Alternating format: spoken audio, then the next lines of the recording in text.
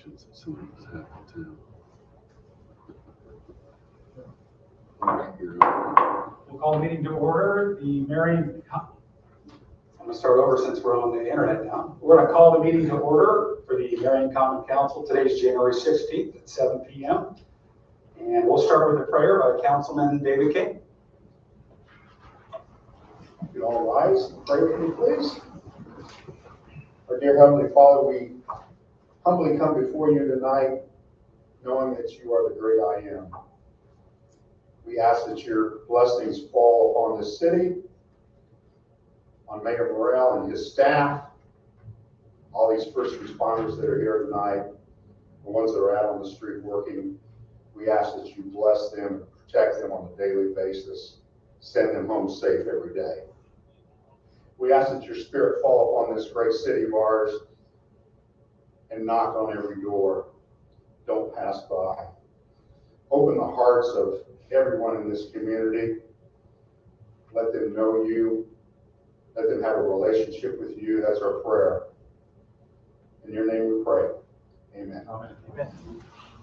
Thank you, Councilman David Kane. And Councilman Andy Whitten, if you could lead us in the pledge. I pledge allegiance to the flag of the United States of America and to the republic for which it stands, one nation, under God, indivisible, with liberty and justice for all. Thank you, Councilman Whitten. We'll go ahead and move on to roll call. Klein. Here. Devine. Here. Whitten. Here. Kane. Here. Marshall. Here. Fordyce. Here. Runner. Here. Cowgill. Here. McKinley. Here. Thank you. We're going to move on to the neighborhood spotlight. And tonight we have Kylie Jackson from the Greater Grant County, formerly the Chamber of Commerce, who has some exciting news to share about a grant and maybe some other information and happenings at the Greater Grant County. Thanks, Kylie. Thanks, Nick. Yeah, Nick invited me to come tonight and said I have 2 to 5 minutes. So I'll try and wrap up everything we've been up to the last year and a half in as little time as I can. But thanks for having me. My name is Kylie Jackson. Like you said, I'm the president and CEO of Greater Grant County. We were formed on January 1st of last year as a combination of the Chambers of Commerce, Marion Grant County Chamber of Commerce, the Gaston Area Chamber of Commerce, and the Upland Chamber of Commerce. Those boards came together. They felt like they had really common visions and missions, and they felt like we could do better work if we were all together and rowing the same direction. So as of January 1st last year, we officially formed into one organization. So we now have officially 1 year under our belt as this new organization. Our mission as Greater Grant County is to be a catalyst for business growth, a convener of leaders and influencers, and a champion for a stronger Grant County. So if you know anything about Chambers of Commerce, we are a 501c6 membership organization. Businesses and organizations who believe in that mission will pay annual dues to us, and that's basically how that's our organizational income is based almost completely on business dues. But Nick alluded to some exciting things that we have going on. I left a one-pager on all of your desks, and I also left a stack in the back if anybody would like one, that kind of wraps up our first year. But a couple things I wanted to highlight. The first being the National Civics Fee. So we were chosen. The National Civics Fee is a part of the U.S. Chamber of Commerce. It's in its 3rd year. Indiana's never participated, but Indiana, this is the first year they are participating, and they chose 6 local chambers of commerce to be pilot sites, and we were chosen to be one of those. So basically, the National Civics Fee, the goal is to instill civic pride in our local school children. So it's aimed at 6th, 7th, and 8th graders, and it starts with a 500-word essay. So students can log on to our essay portal, and the question is something simple. It's identify a problem in your community in a way that a citizen might solve it. So it really just gets them thinking about their role in solution making and things like that. So that essay portal is open now on our website. It actually closes on Monday. It's been open for a couple months, but we then have judges who will choose the top 20 essays, and those students will all move on to a live civics bee.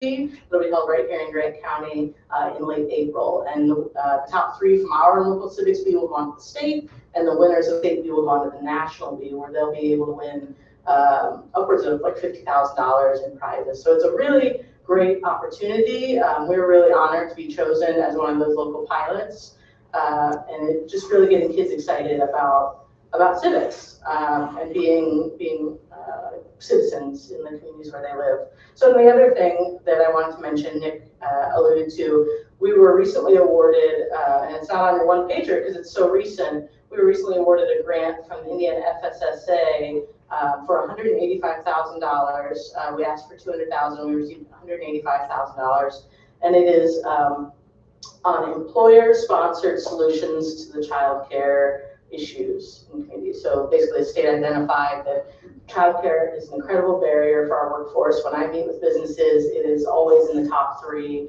of issues that they're facing in their businesses. So we were we brought together a lot of different businesses in the community who all helped the match for the grant.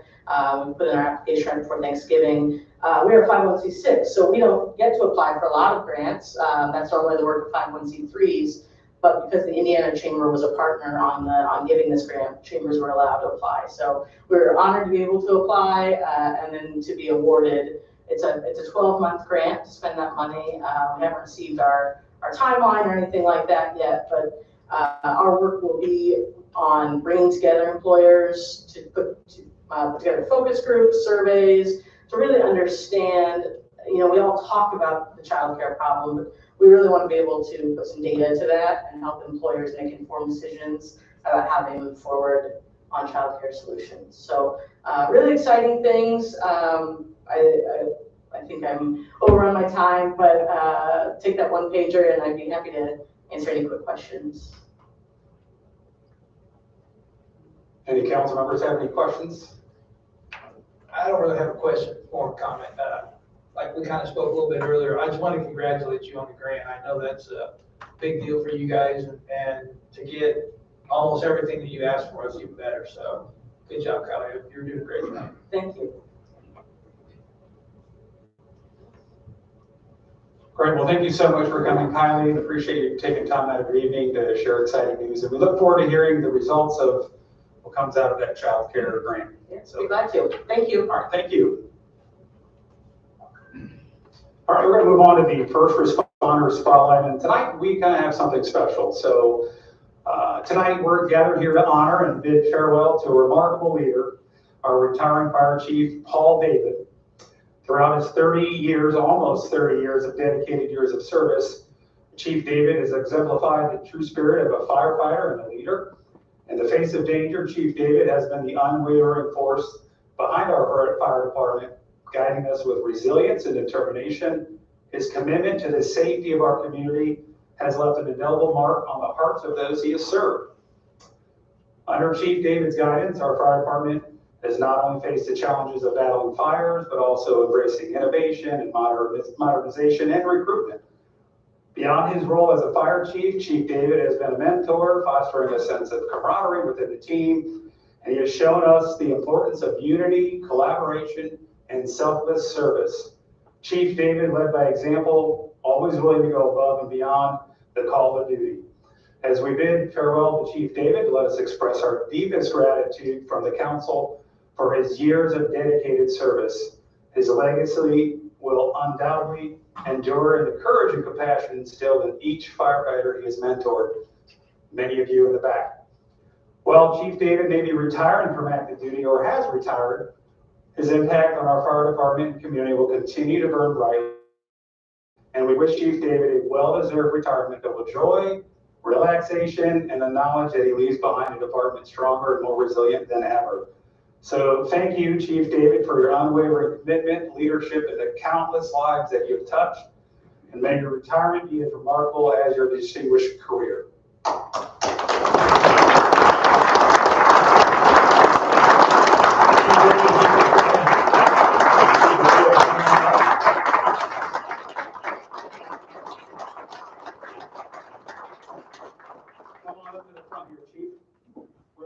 few things for you. Come all the way around. All the way around.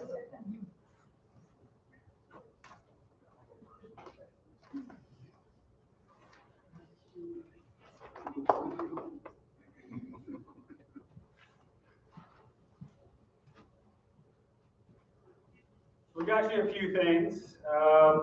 Didn't want to unbox it because I didn't want to rebox it, but little firefighter's wind chime you can hang, and every time you hear it go off, realize that you're hearing wind chimes, you're not hearing the bell going off anymore, and you're at home now. So, and then I don't know what kind of beverages you like, but you can put orange juice, or you can put any other beverage you would like in here, but just a nice little glass with the thin, we'll say thin red line with a little axe in it. So, and then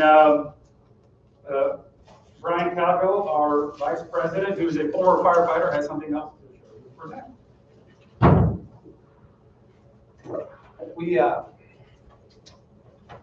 We worked almost my whole career with him. We came on within a year of each other. So I've known Paulie for a long time, and he's always been one of the firefighters leaders. In other words, he's always had the fireman's best interest in mind.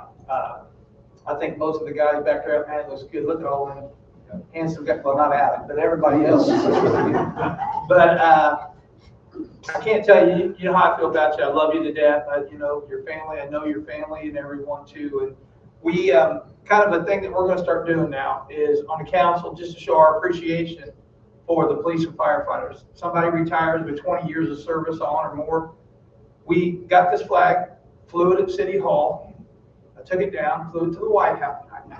But it did fly here at City Hall, and we folded it up, and we just want you to, you know, remember the times. I know there's a lot of bad times, things that we got to deal with on the department, but there's a heck of a lot of good times too. So, you know, this is for 30 years. That's a long time to do this job, brother. Kyle Miller retired. I don't even know the size flag we'll have to get for him, but this is for you. This means a lot to us to honor you, and it's well deserved, brother. Thank you so much.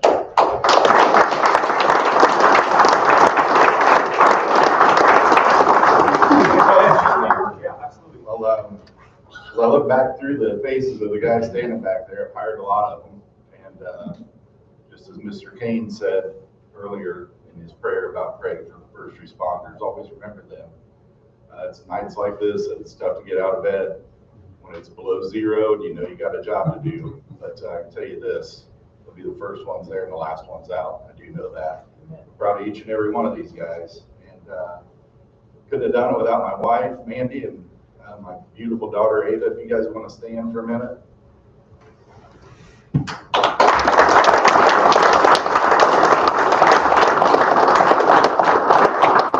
I always try to lead with my heart, and my wife will tell you there's been many conversations we've had throughout the night, you know, talking about different things on the fire department. But I also want to thank you, council members, because anytime we had a need that we need to meet, you were always up front and center. I appreciate that. I really do. There's all types of needs within the fire department. It's not cheap to run public safety, and you guys never failed to pass whatever was needed. And I certainly appreciate that, and I guarantee you these guys do too. I see a lot of exciting things ahead for them, Mayor, with the team that you've got selected, and I'm excited for them, and I'd be willing to help out in any way I can. But thank you all. God bless.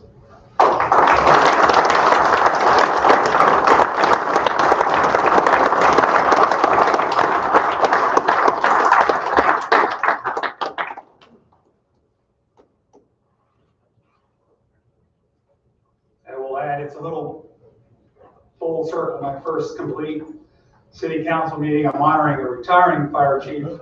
But then on the same day today, my oldest stepson started with the Marion Fire Department. So it's a little emotional for me to hope in 30 years that he can accomplish as much as Chief David. So thank you so much for coming. And he's going to stick around to the end if anyone wants to get pictures with him at the end. Okay, so we're going to move on to the approval of minutes for the January 2nd, 2022 special meeting. I would Ask for a motion. I so move. Second. Councilman Kane with the motion, Vice President Calhoun with the second. Roll call. Klein, Yes. Devine. Yes. Witten, Yes. Kane, Yes. Marshall, Abstain. Fordyce, Yes. Runner, Aye. Cowgill, Aye. McKinley. Yes. Minutes passed from the January 2nd special meeting. Moving on to the January 2nd, 2024 regular meeting. I would entertain a motion. I also so move. Second.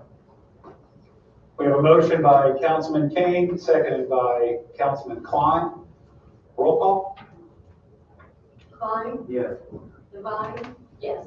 Witten, Yes. Kane, Aye. Marshall, Abstain. Fordyce, Yes. Runner, Aye. Cowgill, Aye. McKinley. Yes. Minutes from January 2nd, 2024 regular meeting have passed, and we'll move on to the consideration and ratification of pre-approved claims. And I would entertain a motion. So moved. Second. We have a motion by Vice President Cowgill and a second by Councilman Kane.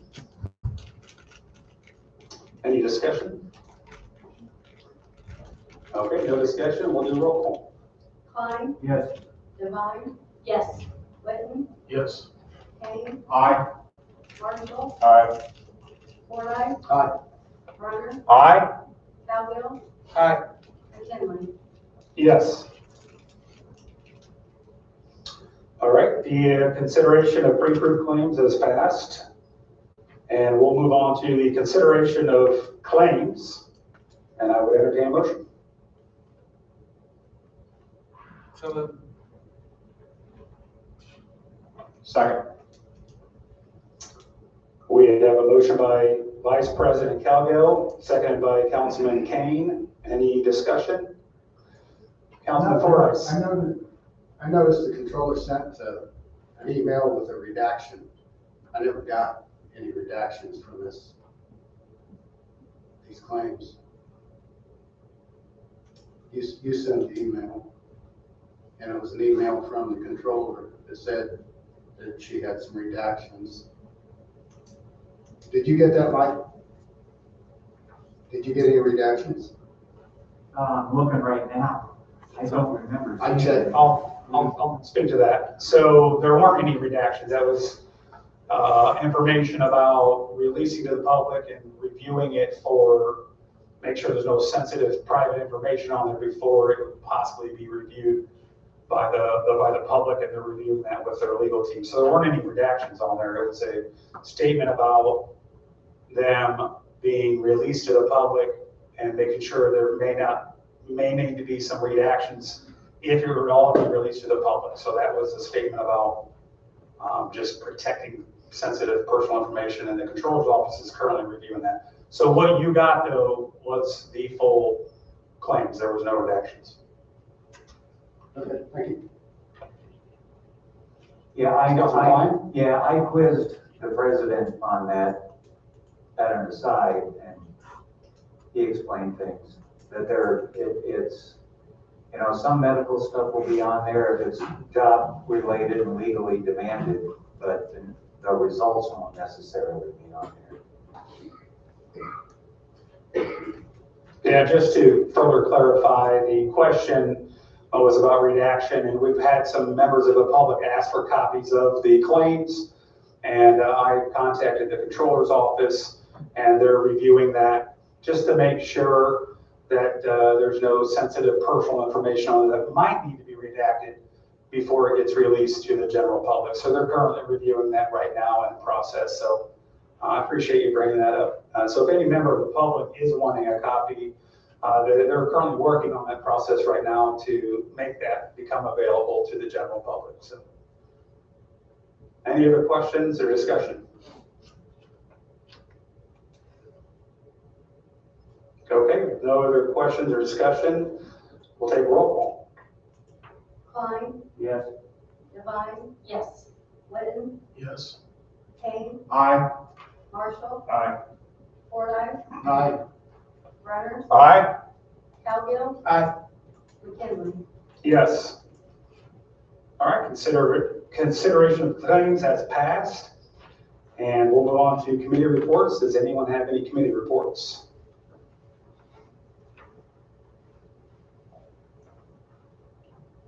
I do know everyone just recently got assigned to committees and may have not been able to make meetings yet.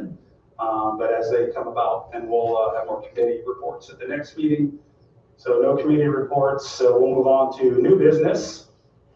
And if Clerk Goodman could read the first. General ordinance number 1. Can you turn the microphone on? Sorry.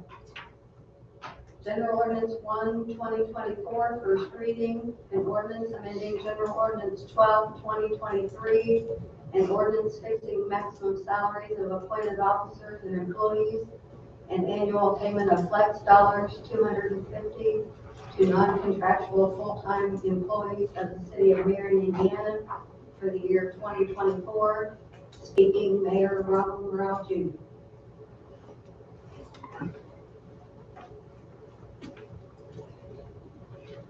I'm gonna sit down, so. Okay. Council President, everybody, I'm so thankful to be here. I am looking forward to a great relationship. We have a chance to be able to turn the tide for our city with us working together in collaboration. We are in an unprecedented time to do some amazing things. So I'm so thankful to be working with each and every one of you and collaborating to do some amazing work here in the city of Marion. This is just the first step, so I'm super excited to get started.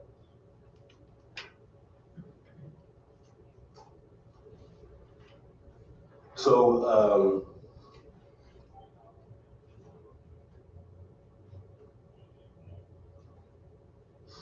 one of the visions of this administration, and I had talked about this through my campaign, was to be able to get a grant writer on staff. I liken it to, if we're not putting our bait in the water, we're never going to catch fish. And the city of Marion hasn't had a grant writer, to my knowledge, for a decade plus. So one of the first adjustments in this salary ordinance is to add a grant writer to our salary. And one of the things that we're doing to be able to afford that, we have on staff a veteran in Minecraft, who's not here tonight, but he's a veteran and has been in service for us for 32 years, and he's had experience both in the planning and engineering department. So upon his idea, what we decided to do is combine the engineering and planning department into one area. This will allow for us the additional funds to be able to pay for the grant writer, and the money to pay for that will come from the combination of the engineering and planning department, which then be under one entity, so the grant writer will report to that department, so we won't have to move money across another department. Lastly, I find it very beneficial just in my first 16 days to have a city attorney on staff full time. I am learning and trying to learn as much as I can really quickly, so it's very, it's paramount that I have, Michael Hotz right next to me all the time, and I'm super thankful that he has decided to want to be working here with the city of Marion full time, and that's another adjustment that we have in that salary ordinance. So if any questions or concerns, I would love to hear them and try to answer them to the best of my ability.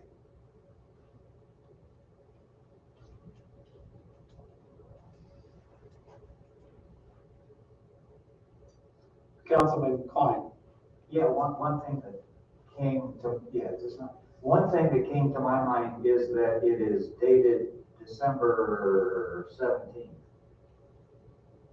Correct, yeah, so this is based off, so the last pay period to run was December 17th, and the paycheck was received on January 5th. So that's why that date is listed like so. So these numbers would be prorated for, 5 days? Correct.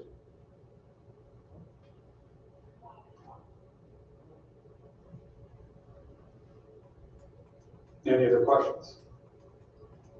Mr. President. Councilman Kane. For the record, Mayor, on the city attorney, You said he's gonna be working full-time. I suppose that is 8 to 4 or 9 to 4 or whatever your hours here are. And he specifically will be working on city projects between those hours, correct? Yeah, Just for the record? Yeah, for the record, and I mean, I'll just make it plain what you're asking. He will not be working on any exterior projects while working in the COA. Okay. So just that's to be Just very want to make that clear. We've had issues from years ago and previous administrations. I'm not going to name administrations, but in past of conflicts of interest in that area. And so that certainly answers my question. Thank you, Mr. President. Thank you, Mayor.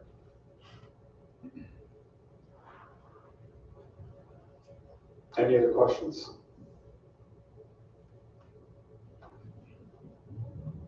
I do have a question for you, Mayor, in regards to the combining of department heads.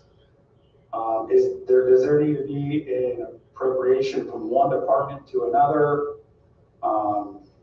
Since we're combining departments, are we pulling money from another department's budget to pay for his increase in pay in the combined department? Yeah, so there was no, so I checked with our legal and control, there's no additional appropriation needed to do this.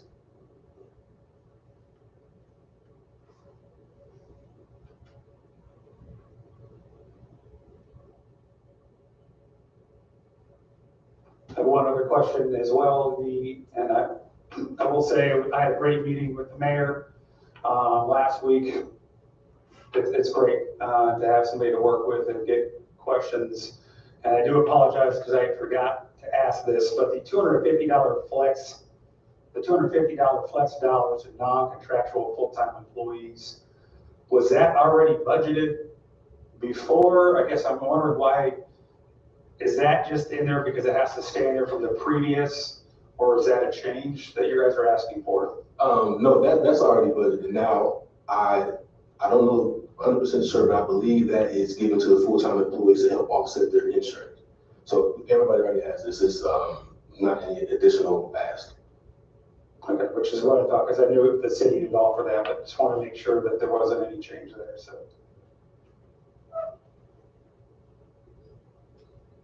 Okay, any other questions? Councilman King? Mr. President, also another question. On the grant writer, there is a job description there that it's kind of unspecific on when they're not working on grant writing and so forth. What are those other duties that grant writer might be performing throughout the week? Yeah, so I mean, as from an executive branch standpoint, we have a management staff in place that overlooks everything that's going on. So we're cleaning it up to where nobody will have any dead time. So when they're not writing grants, they'll do, I like to tell them halfway jokingly, your job description is whatever we need you to get done. So that's how we carry things out. So they'll always be working, just like everyone's always going to be working. Okay. One of many hats then. Yeah. I'm used to that myself, so thank you.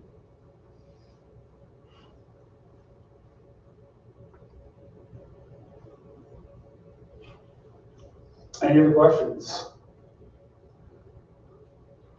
Councilman Devine. My apologies, Councilwoman. That happened. I know that originally the proposal we had talked about adjusting the perf numbers, which I saw that you did. I think we brushed briefly, but I don't know, I can't remember getting an answer on, is the $20,000 set up for the health insurance? Is that just a budgetary figure depending, like maximizing the amount if they go for the? Yes, that's the maximum amount they choose the family plan. Okay. Yep. And so that would be the annual cost to the city. Correct. Yeah, and it could be less. Like some people don't have obviously kids and families at home, so that would be significant. But the maximum will be that $20,000. Okay. So that way in the future we have it budgeted in case it's somebody else.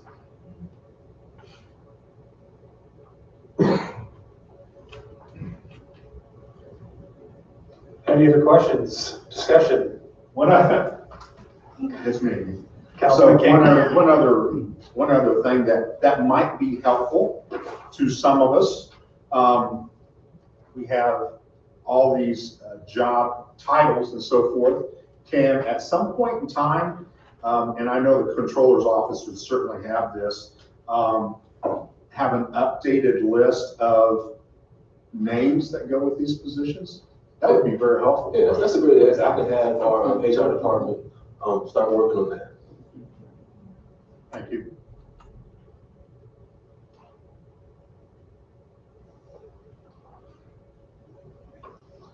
Thank you, Councilman Kane. Any other questions or discussion?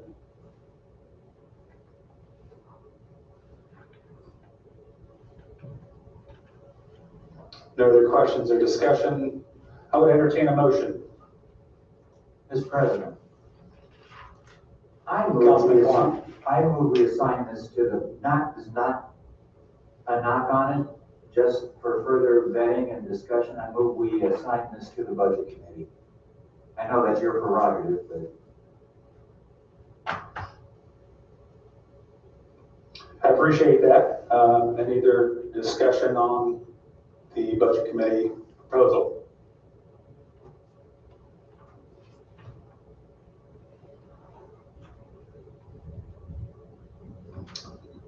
I appreciate your input, Councilman Klein. Is there anything that we could answer today that you think we would be asking at the Budget Committee, since we have the mayor here now? Not off the top of my head, but that doesn't mean a thought can't crawl in there. And I'm not opposed to the idea. Don't get me wrong. Council President, if I may. Go ahead, Marion. Yeah, and then so, correct me if I'm wrong, but I'm understanding the Budget Committee is the entire council. So it'll be the same group of people when we go to the Budget Committee. And one of the things I'm very excited about with this change is we know the goal is to be able to send this information out at minimum 10 to 12 days in advance, so we have enough time to study. You know, I opened up our office and all of our department head's office, and I'm very privileged to be able to meet with each and every one of you for, I think at least an hour, some of you an hour and a half, some two, but it was an honor to be able to do so. So my hope is that we can work collaboratively to be able to advance the process as expediently as possible.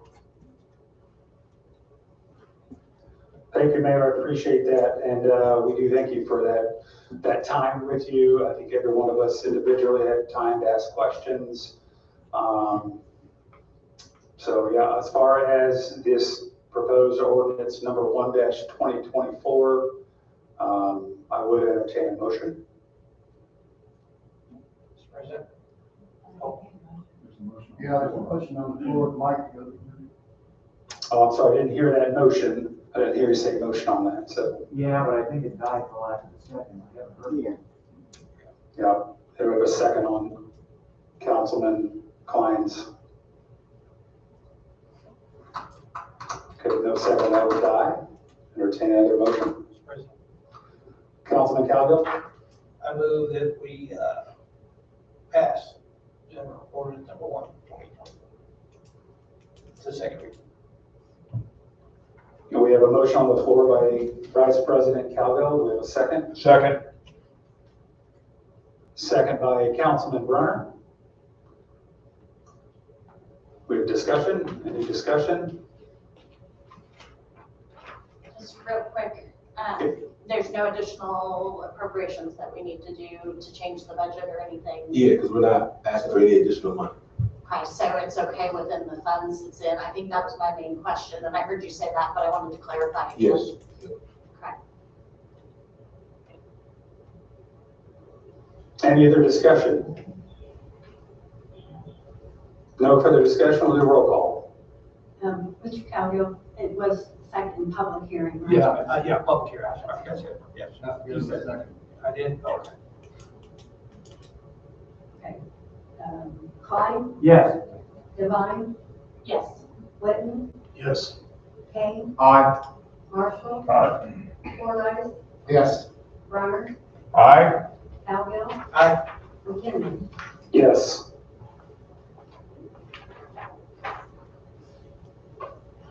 All right. General ordinance number 1-2024, first reading is passed. So we'll move on to second reading at our next meeting. When it comes to general ordinance number 2-2024, that one we're going to table to the budget committee. I understand the mayor saying we're all here. I believe there's still a lot more questions that some of the council members may want to do their own research on.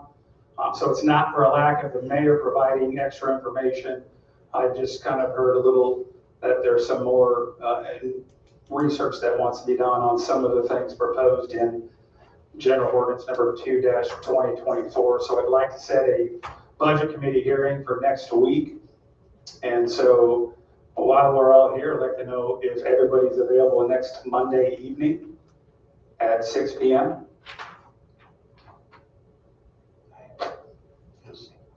Is anybody not available next Monday at 6 p.m. that does meet the requirement of 48-hour notice?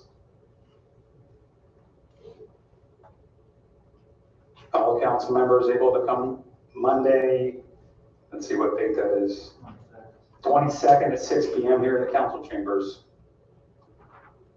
Okay, I'm going to take that as a yes from all the council members, so we'll table that to the budget committee and we'll meet next Monday, January 22nd at 6 p.m. here in the council chambers. Mayor, if you could be here along with your department heads with the information pertaining to the information in this proposed ordinance, we'd love to ask more questions and dive a little bit deeper. So we appreciate you coming here and look forward to working with you on that ordinance. All right, got it. Thank you all so much. All right, thank you so much. With no further business, I would entertain a motion to adjourn. Second. We have a motion by Vice President Cowgill, a second by Councilman Kane.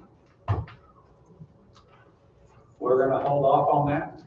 And Mayor, I believe you said you want something else to add? Okay. Mayor has some more to add. This is not a request or anything. I just wanted to show everyone what our new street sign would look like with our city flower added to them. Stands out good. I have to say, he did tell me ahead of time he has a surprise. So that is wonderful. I can't tell you, I mean, I can't paint on the street signs. That looks beautiful. So I really appreciate you sharing that. And it looks like you're adding the block numbers on it. Yes, that's essential as well. So we're going to be going through it, we're going to do the whole entire city. So we'll come back with an aspect to it. We'll get it done. Yeah. Thank you so much, Mayor, for sharing that and for giving us a wonderful surprise. We really want to restore pride in Marion and make people feel really nice when they drive down the street to pull into their driveway. So thank you so much for sharing that. So back to, Mr. President, if I may, I think you have an outstanding idea, Mayor, about people informing the city about signs they see that may need a little work done on them. You know, there's one right in front of the hostess house that has about half the sign missing.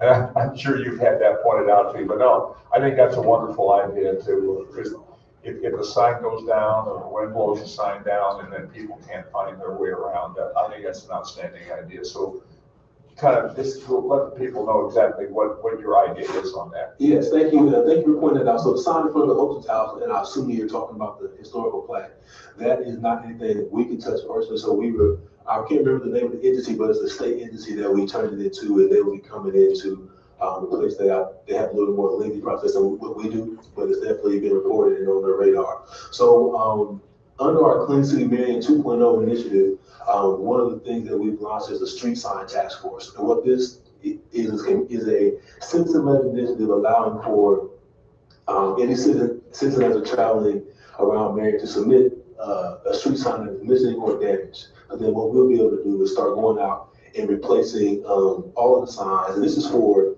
multiple things. For one, it improves our overall aesthetics of the city. So it allows us to be more appealing. Number two, it helps people know where they're going. you know, and I think that's essential. We're trying to put our city in the right direction. I think having clear marked streets will help steer our city in the direction that we want to go. And lastly, what I realized after my New Year's Day escapade with public safety, this is a public safety issue. And for our police and fire to be traveling at extreme speeds and trying to solve crime and not knowing what street they're going to turn on, we're doing them a huge disservice by not having clear, readable, easily defined street signs with the 100 block included. So those are the three things, those are the three reasons why we decided to implement this street sign task force and address those things. Thank you, Mayor. Thank you, Mayor, and I just want to point out, 16 days in administration, I'm impressed with what you've come up with your street signs, and we look forward to seeing those across the city. So thank you. All right, write a grant for it, man. All right, we had a motion and a second for adjournment. Any discussion? Any further discussion? Well, before we adjourn, welcome Councilman Marshall. Yes, welcome. Thank you so much. The man that needs no introduction. Yeah, welcome, Marion. Yeah, I guess I should have introduced you. All right. We're all new here, so. Good. Anyways, welcome Eric Marshall. He's our new District 4 representative and was caucused in last Friday and took his oath. And we look forward to working with him. I think you're a lifetime Marion resident, right? Yes, indeed.